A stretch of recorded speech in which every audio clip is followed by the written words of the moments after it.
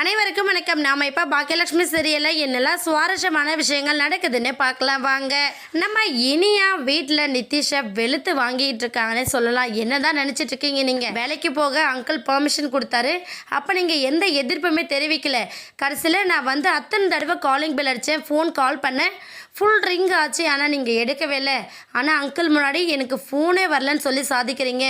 நீங்கள் என்ன தான் நினச்சிட்ருக்கீங்க நிதிஷ் அப்படின்னு சொல்லிட்டு நம்ம இனியா கேட்க, ஏய் உங்கள்கிட்ட பேசவே எனக்கு பிடிக்கல.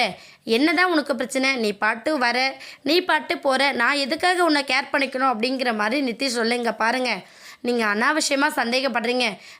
நீங்கள் நினைக்கிற மாதிரி எதுவுமே கிடையாது. அன்றைக்கி தற்செயலாக ஆகாஷை ரெஸ்டாரண்ட்டில் மீட் பண்ணேன். அவங்க படிப்பு விஷயமாக தான் நான் கூட பேசினேன் அப்படின்னு சொல்லிட்டு நம்ம இனியா வந்து சொல்லி புரிய வைக்கிறாங்க. ஆனால் நிதிஷ் வந்து பார்க்குற விதமே டோட்டலாக வேறு மாதிரி பார்க்குறாரு.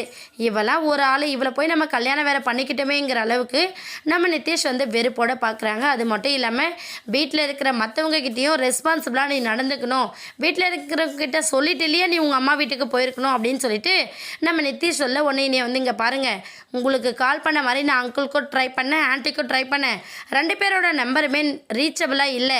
அதனால தான் வேறு வழி இல்லாமல் நான் இங்கேருந்து கிளம்பினேன். மற்றபடி நீங்கள் நினைக்கிற மாதிரி எதுவுமே கிடையாதுங்க அப்படின்னு சொல்லிட்டு நம்ம இனியா வந்து சொல்கிறாங்க. அது மட்டும் இல்லாமல் நான் வரது இந்த மாதிரி லேட் டைமில் தான் வருவேன், அதுக்குள்ளே நீங்கள் டோரை லாக் பண்ணி வச்சுருக்கீங்கன்னா என்ன அர்த்தங்க அப்படின்னு சொல்லிட்டு நம்ம இனியா சொல்கிறாங்க. நிதிஷ் வந்து அது எதுவுமே காதில் வாங்கிக்காமல் ரொம்பவே சைலண்ட்டாக இருக்கார். இனியா வந்து இவங்ககிட்ட பேசிய எந்த பிரயோஜனமும் இல்லை அப்படின்னு சொல்லிட்டு உட்காந்து ரொம்ப தீவிரமாக யோசித்து ஃபீல் பண்ணிகிட்ருக்காங்க. ஒரு பக்கம் நம்மளால் நம்ம ஃபேமிலியில் இருக்கிற எல்லாருக்குமே கஷ்டம், இன்னொரு பக்கம் இவங்க யாருமே நம்மக்கிட்ட ரொம்ப பொறுப்போடு நடந்துக்க மாட்டேங்கிறாங்களே அப்படின்னு சொல்லிட்டு ரொம்ப வருத்தப்பட்டு ஃபீல் பண்ணிகிட்ருக்காங்க. கூடிய சீக்கிரம் நம்ம இனியா அவங்களோட தப்பு எல்லாமே என்ன அப்படிங்கிறத சுட்டி காட்டி சரியான பதிலடியும் கொடுக்க போகிறாங்க.